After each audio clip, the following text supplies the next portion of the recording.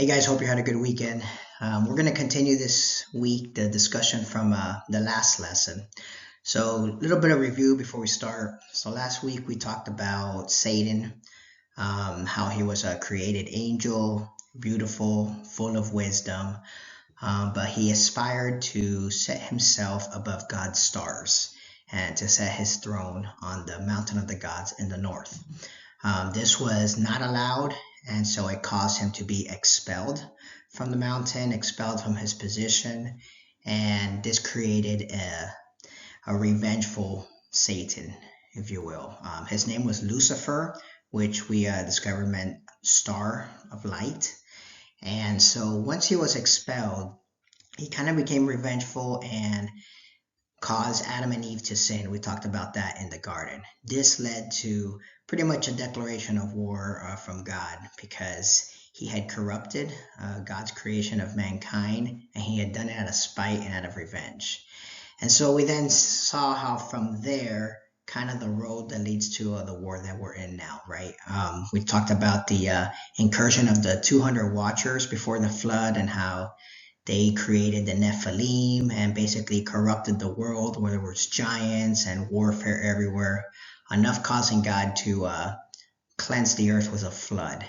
Now, whether Satan was behind that or not, we don't know. There's no evidence to it. However, we did talk about how Satan works in the background, so very possible. Then after the flood, we talked about Nimrod, how he built Babylon in the area of Mesopotamia, the city of Babylon, and how his people there built a tower, the Tower of Babel.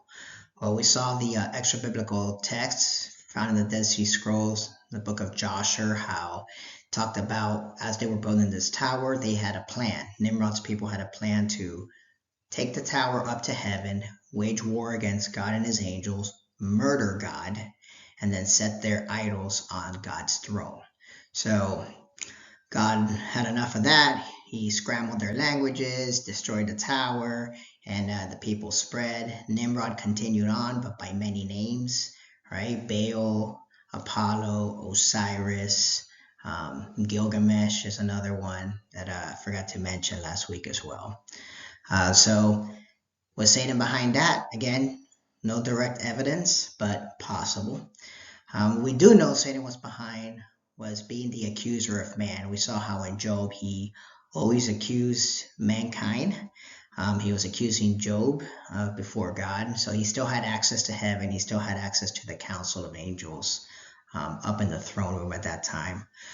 We talked about how he probably was behind the multiple attempts to annihilate Israel in the Old Testament, starting with the Assyrians, and how that fight, we talked about that fight over the Holy Land, a fight that's still going on even today, to our day.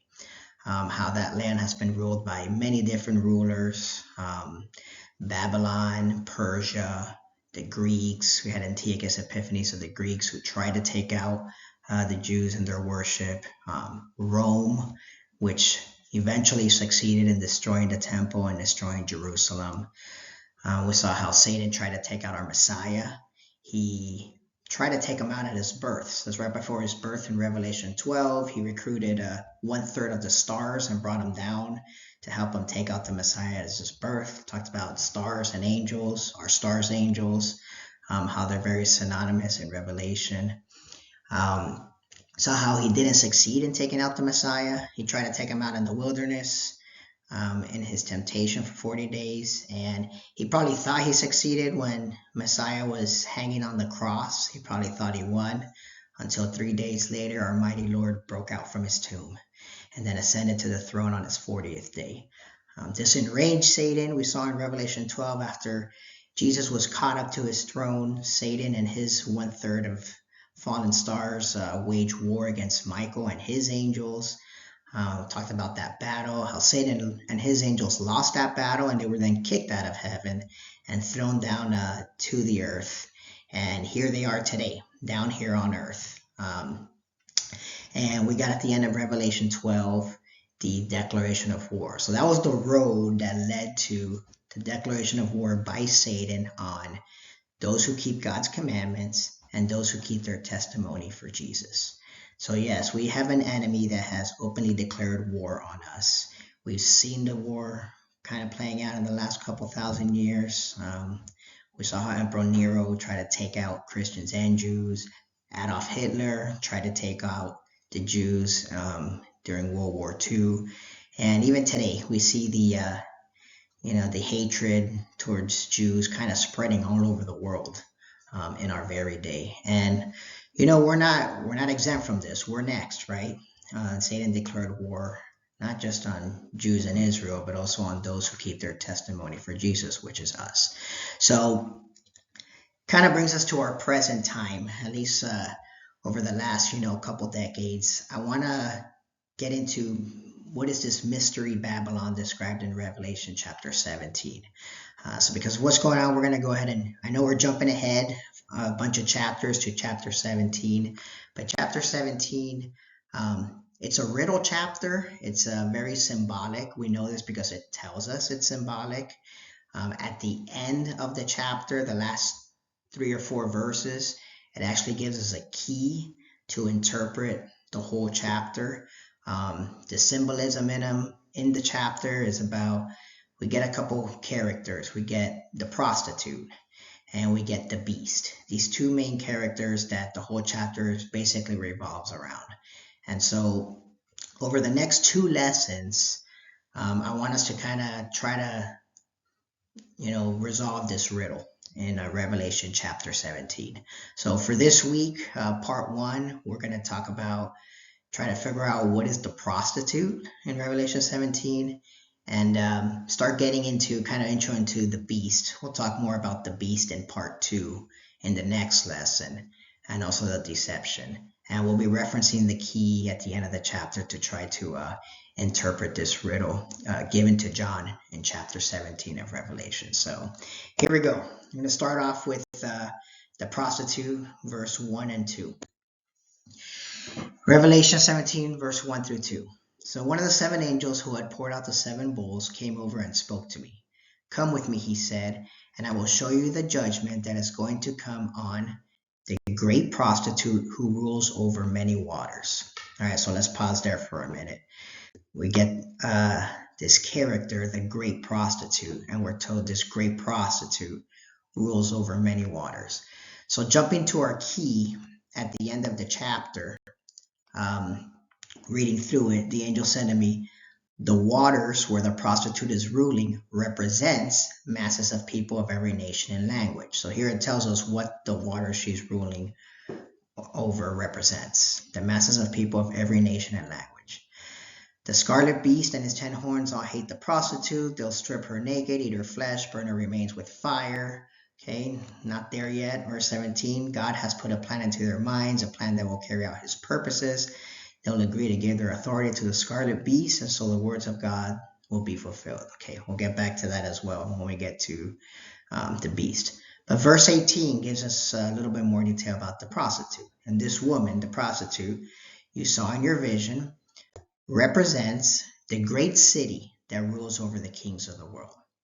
Okay, so the prostitute is a city. It's a great city that rules over the kings of the world, and this city rules over masses of people of every nation and language. So there's our first clue. So we can go back to verse 1 and kind of plug this in. The great prostitute who rules over many waters. We can say the great city that rules over the kings of the world, per the key at the end of Revelation 17, and rules over many waters. We could say rules over the masses of people of every nation and language. So here's our first riddle to kind of try to figure out. What is this great city? This great city that rules over the kings of the world, who rules over masses of people of every nation and language. This city is known as the prostitute. First one that came to my mind maybe is the United Nations in New York City. I say this because the UN is currently made up of 193 member states. So great city that rules over the kings of the world. The headquarters is in New York City, and it is the one place on earth. This is from their website, their mission statement. The one place on earth where all the world's nations can gather together, discuss common problems, and find shared solutions that benefit all of humanity. So, rules over masses of people of every nation and language. So, seems to fit the bill. United Nations in New York City. Um, Another one I thought of is maybe the Vatican in Rome. No, the Vatican in itself is a great city within Rome. Um, Rules over the kings of the world, over history. The Pope in the Vatican has always had coronation power over kings of nations. Rules over the masses of people, every nation and language, over the Catholic Church, which is worldwide church, the universal church, over every nation and language. So maybe it's the Vatican in Rome. Thought maybe Washington D.C. in the U.S. I know the D.C. is only over the United States, but being the superpower of the world, do we have influence over all the kings of the world? I don't know. Maybe that's a stretch. Maybe we do. Rules over masses of people of every nation and language. We know the United States is a nation that has all kinds of nationalities and languages within it. So maybe DC is this great city. I don't know. Thought maybe London, the English crown. We know that the British Empire used to rule over many kings of the world. You got the Commonwealth. It's not just England, but the Commonwealth is under the English crown as well. Over masses of people, every nation. I don't know about language. Most of it all is in English, all the Commonwealth and all the nations under the British crown. But I don't know. These are kind of just the thoughts that came to my mind as I was kind of trying to interpret what this great city is. So I wanna hear your thoughts. Here's some pictures. Here's New York City, the United Nations headquarters. See on the top left, that's where all the world leaders gather. You can see all the flags in that middle picture, masses and nations in every language across the world. The Vatican, there's a picture of the Vatican where the Pope's headquarters are, and how you have world leaders constantly going to speak with the Pope to get advice and influence on different issues and matters. There's a picture of DC, our capital. Picture on the right, pluribus unum, out of many one, is kind of the model. That's on the top of the Capitol building, out of many one, out of many nations, one nation. So maybe. There's London, Buckingham Palace, where the English crown is at, and rules over the Commonwealth and all the English nations. So I don't know. Over to you. If there's some city you can think of, maybe it's a city that doesn't even exist yet or we don't even know about, but bring your thoughts when we meet on discussion, and I'd like to hear what you think about that. All right, moving on to verse 2. So the kings of the world have committed adultery with her, with this city. So committing adultery, it's basically breaking the oath that you made with your spouse. So it speaks to betrayal, and not just breaking the oath, but breaking the oath and going with someone else. So it's kind of like betraying your people. At least this is how I interpret it. The kings of the world betraying their own people to submit to this great city. I don't know. That's kind of how I interpret it. If you see a different interpretation, put in the comments or bring it up on the discussion when we meet up. The next part, the people who belong to this world have been made drunk by the wine of her immorality. So made drunk, I think of kind of deception. When you're drunk, you're kind of deceived on kind of the reality of the world. Really, your judgment becomes deceived and impaired. So I kind of interpreted that as the people who belong to this world have been deceived by the city's ideas and immorality. So this is kind of like the interpretation that I got from reading it. Of course, I want you guys to read it as well, refer to the key, come up with your interpretation as well, and we will discuss it when we meet. But my interpretation of what is the prostitute is it's the great city that rules over the kings of the world, who rules over masses of people of every nation and language. The kings of the world have betrayed their people by submitting to this great city, and the people who belong to this world have been deceived by the city's ideas and immorality. So that's kind of what I get out of the riddle. The biggest mystery to me, of course, is what is this city, right? So what do you think? What is this great city? What are your thoughts? And how is it possible for one city to deceive the whole world? And more importantly, how can we protect ourselves as Christians from getting deceived? So that'll be our first issue for discussion when we meet up this week. All right, let's get to the second part here, kind of introduction to the beast in verses 3 through 6. And we'll get more into the beast in the next lesson, but we're going to see how the prostitute and the beast kind of interact here. All right, here's verse 3 through 6. So the angel took me in the spirit into the wilderness, and there I saw a woman, there's our prostitute, sitting on a scarlet beast that had 7 heads and 10 horns, and blasphemies against God were written all over it. Okay, so we got the woman, according to the key, is the prostitute, the great city that rules over the kings of the world, is sitting on a scarlet beast. And this scarlet beast has 7 heads and 10 horns. So going back to our key, we remember seeing some stuff on the scarlet beast there. We saw that the scarlet beast and his 10 horns all hate the prostitute. So that's interesting. She's sitting on him. Seems like the beast is kind of supporting the prostitute, but the beast hates the prostitute. So that's interesting. It says in the future, they will strip her naked, eat her flesh, and burn her remains with fire. So it doesn't really tell us what this beast is. This is kind of the mystery of Revelation chapter 17. Just tells us kind of what this beast is going to do to this great city. The one thing that highlighted to me there is this thing about the 10 horns.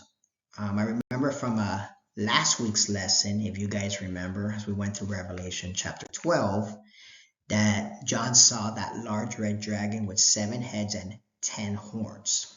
Hopefully you guys remember that. If not, here it is. And the 10 horns, and then the beast had 7 crowns on its head. Later on in that chapter, in verse 9, we were told that the great dragon, that red dragon, was the ancient serpent called the devil or Satan. So here we get some clues here. So somehow Satan is tied into this. Satan is tied into this beast that is supporting the prostitute or the great city that's influencing the world. And, the beast seems to hate this city and one day will devour it, but is currently supporting it. So again, quite a mystery. What do you think? What do you think is this scarlet beast? And like I said, we'll dive more into the beast in the next lesson, but I kind of want your initial thoughts just from reading this, like what comes to your mind when you hear the scarlet beast? So let's plug some stuff in here. The woman sitting on a scarlet beast. I interpret that as that great city that we were just talking about, the prostitute, is being supported by this scarlet beast with 7 heads and 10 horns. And, as we figure out what this beast is, then we'll kind of put those pieces together. The next part, verse 4. The woman wore purple and scarlet clothing and beautiful jewelry made of gold and precious gems and pearls. In her hand she held a gold goblet full of obscenities and the impurities of her immorality. Okay, so this woman, the prostitute, she's wearing purple and scarlet clothing. Okay, she's got jewelry, gold, precious gems, pearls. She's holding a gold goblet. So in the ancient world, these things actually represented stuff. Purple and scarlet clothing was usually associated with nobility. Kind of royalty, nobility, being of a higher class. Jewelry made of gold and precious gems and pearls indicated wealth. Only the wealthy had jewelry like this, even today, right?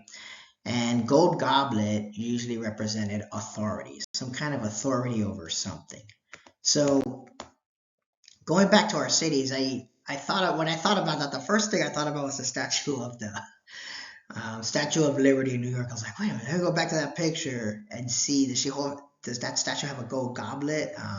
There's a gold torch in the statue's right hand. I don't know if that's a goblet or could be considered a goblet, maybe. We can't really tell the color of her, Lady Liberty's clothing there because the copper has, faded to green. So I don't know. Was it intended to be purple? Maybe. Um, can't really see if there's jewelry. She does have a crown. How many horns are on that crown? Is it 10 horns? 1, 2, 3, 4, 5, 6, 7. No, it's 7 horns. That would have been interesting if it was 10 horns on her head, right? So, I don't know. What does Statue of Liberty really represent? Who knows? Then looking at the other pictures, I realized there's always a woman statue on all of these cities. On the top of our Capitol building, we have Columbia. I don't know what that has to do with the United States, right? I mean, I think Columbia, had to do a little bit of research on Columbia, but I think she goes back to a Roman goddess or something like that. Looks like she's got some clothing. Maybe it's purple. I don't know. Something around her neck. Maybe some jewelry there. In her hand, there's stuff. Maybe it's a goblet. I don't know. She's got a sword on the right hand, indicating power. A little hat. Got it. And she's standing on top of the message that says, out of many, one. It kind of looks like a globe, like the world. Like she's ruling over the world. And she's on top of our Capitol building in Washington, D.C. Don't get that one, but interesting. Gonna do a little bit of research on Columbia, and maybe on the next lesson, I'll tell you what I find. Didn't see any statue, so of course now I'm looking at all of them. I didn't see any statue of a woman on the Vatican. However, like that rotunda where the obelisk is, there is statues all along them. I don't know what all the statues are. If there's any, anything representing this woman there, maybe. I don't know. And I don't think there's anything on top of the dome at the top of the Vatican. Interesting enough, though, that dome represents a lot, the dome over Washington, D.C. And Buckingham Palace has a statue of a gold woman. Kind of looks like an angel with wings, all of gold.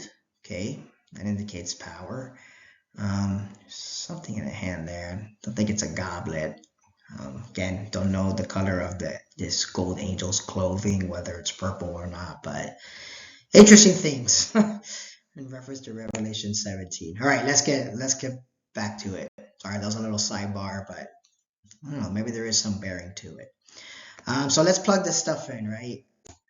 So we got the great city, the woman, the prostitute, wore purple and scarlet clothing. So the great city is noble. That's important to note. Whatever this great city is, it's a noble city. It's wealthy, right? Jewelry and pearls and all that. And in the city's hand, there's a gold goblet, which represents authority. And the city's authority promotes obscenities and immorality.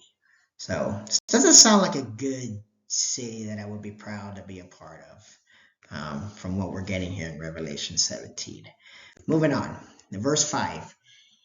Now it gets even more interesting. It says a mysterious name was written on her forehead.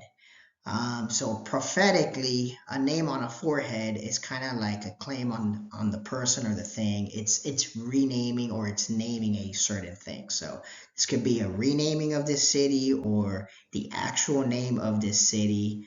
And it says that the mysterious name written on her forehead is Babylon the Great, the mother of all prostitutes. So remember, prostitute was a great city. So this great city is the mother of all great cities, and obscenities in the world. Going back to the key again, to remember that verse 18, it said the woman we saw represented the great city that rules over the kings of the world. So maybe it's ruling over all the capital cities, all the prostitutes of the world, all the great cities of the world. So let's start plugging some stuff in here. So mysterious name written on our forehead was Babylon the Great. We could come to the conclusion that this great city, this mystery city, is called Babylon the Great. So now we got a name for the city. and it is the mother of all prostitutes. So maybe it rules over all the capital cities in the world, or at least all the ones that are in submission, in adultery with her, and the obscenities in the world. This city is responsible for all obscenities in the world. So all the corruption, all the turning towards God, that kind of stuff. So again, not a city I would be proud to be a part of, whatever this city is or wherever it is. Um, Thought about Baghdad for a minute here, and Baghdad came to mind when I saw Babylon, right? Because ancient Babylon, as we learned last week, created by Nimrod right after the flood, was in the area of Mesopotamia, the plain of Shinar, it says, in between the two rivers, the Euphrates and the Tigris. That is today known as Iraq. The land of Iraq was the land of ancient Babylon. So, could Iraq have something to do with this great city? Baghdad's the capital. There's a picture there. Not really an influencer of the world and the kings of the world. So it doesn't really fit that bill. However, I don't know. Could it be that in the future coming that Baghdad influence is going to increase over the world? Maybe. Not far from the possibility, right? Especially seeing everything going in the world now and over the last couple decades. Maybe this will be the city that's being referred to in Revelation 17, a city that is coming. So let's keep an eye on Baghdad and Iraq again as we continue on as time goes on. Okay, last verse 6 says, I could see that she was drunk with the blood of God's holy people who were witnesses for Jesus. And I stared at her in complete amazement. Okay, so this great city was drunk. So again, like I mentioned earlier, drunk, I think of like deceived, kind of deceived to what's going on. But this part is kind of concerning. It says she's drunk with the blood of God's holy people who were witnesses for Jesus. That's us. That's Christians. It's very concerning to me. As we interpret this, you can see, okay, so this great city, whatever it might be or will be, is going to be deceived, and it's going to be deceived with the killings of Christians. I stared at her in complete amazement. I am in complete amazement at this. The persecution is coming, guys. If you read Matthew chapter 24, if you haven't yet, again, you guys need to read Matthew chapter 24 and know it. Jesus himself warns us of a persecution that is coming. It's kind of already started in other places of the world. Christians are getting persecuted. We don't see it here in America yet, but I could definitely see in the current times, I could definitely see a time of persecution on Christians coming. If persecution is starting on the Jews, we're next. So be aware of that. Read Matthew 24, and then we'll talk about kind of what do we do, right? How do we prepare for this thing that's prophesied to come? Remember from last week's lesson, Satan has openly declared war on those who maintain their testimony for Jesus. He has it out for us. We have targets on us. And he has openly declared war against us. So if this great city, this mystery Babylon, is under Satan's control, right? It's being supported by Satan. It's sitting on Satan. We're the target, along with the Jews and Israel. So be aware, be alert, keep an eye on the news and what's going on. And, well, we can talk about that. Maybe the news isn't the best trustworthy thing either. But just be aware, and it's time to strengthen your faith, and we're working on strengthening our mind as well now and being aware of what's going on. So here's my kind of my final summary of, our intro into this beast from what I just read. Here's what I came up with from interpreting the text there. Came up with this great city, whatever it is being supported by a scarlet beast that has 7 heads and 10 horns. So when we figure out what that is, we'll get some more clues into this city. What we do know is that blasphemies against God are written all over it. So definitely satanic. The great city is noble and wealthy. The city's authority promotes obscenities and immorality. And this great city has a name. It's called Babylon the Great. It rules over all capital cities in the world and is responsible for all obscenities in the world. This great city will be deceived with the killings of Christians. So that's my interpretation. Again, if you read it, if you come up with a different one, I want to hear it. Put in the comments or bring it to our discussion, and we'll talk about it. As far as what I want to focus on, this is great to know this stuff, but the practical thing is how can we protect ourselves from this city, from this beast that's coming? So let's go ahead and discuss that when we meet in person. Okay, so got a couple of research assignments for you guys. It's kind of your, I'm not going to give you a final for the semester or any of that. This kind of research over the next couple of weeks will suffice, but here's your assignments. Ready? So for this week, Jake, I want you to look up President George H.W. Bush's State of the Union. It's dated 29 January 1991. I know it's way before you were born. I was alive, but way before you were born. But I want you to look it up and read it. And when we meet up, as you read it, look for mentions of a new world order. I want you to look for that term, a new world order, and do some research on that new world order and bring it to the discussion. If you want to bring the speech printed out on a paper and highlight the parts about the new world order, go ahead and bring that. We'll have you read not necessarily the whole speech, but the highlighted parts about the new world order. I'm going to want you to read that to the class, and we'll just discuss this idea of a new world order. Zach, your assignment, I want you to research the finding of the tomb of Osiris. This was back in 1999. It was an archaeological discovery in Egypt. Google it, research it. And I want you to look, as you look in that research, about the resurrection chamber, or what is believed to be a resurrection chamber at the bottom, at this tomb of Osiris. So bring what you find on that and, share with the class, and we'll discuss about it. Maddie, because last week when we talked about September 11 and how that is possibly the birthday of Christ, and it looked like a light bulb turned into your head and you connected it with the 9/11 attacks, and you're like, wait a second, that's not coincidence, right? I could see the wheels turning as we were discussing. So maybe we need to kind of rehash what 9/11. I know that was before your guys' time, but it was a major event in the last couple of decades, especially for our country. So Maddie, if you could just kind of research that 9/11 attack again and bring to class a timeline of the events. Like, for example, on September 11 at 9 o'clock, this happened.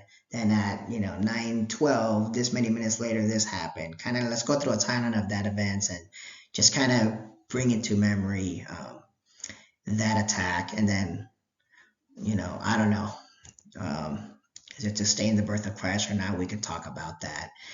Just bring your thoughts on that. All right, Nick, your research. Because you seem to be interested in the Nephilim and the extra biblical texts. I want you to research. Back in 2003, there was this tomb that was discovered, believed to be the tomb of Gilgamesh. Going back to this character in an ancient writing called the Epic of Gilgamesh. Now, Gilgamesh is possibly believed to be Nimrod, the one who built the tower, or had the tower built in Babel in Genesis 12. So supposedly his tomb was found in 2003. So do a little bit of research on that archaeological discovery. The mystery with that discovery is nobody ever knows what happened to the body that was found. So see if you can find some information on what happened to Gilgamesh's body. And if this is the body of Nimrod, how interesting, what's going on there. So that's your research assignment for this week. And then Esther, you kind of already volunteered last week in our discussion to research the Illuminati. You probably already started on that already. Cool. Keep it up. Bring it to the discussion. And as I was thinking about Illuminati, I also thought maybe add there Freemasons and the Skull and Bones Society. Do a little quick research on that and bring what you find to the discussion on Wednesday, and we'll talk about it. So, really looking forward to the discussion this week. Talking about what you guys think this great city is, Satan's playing it, and then kind of want to hear these things that you're researching on. And we're going to start to try to unravel this mystery Babylon that's told to us in Scripture. We'll see you then. God bless.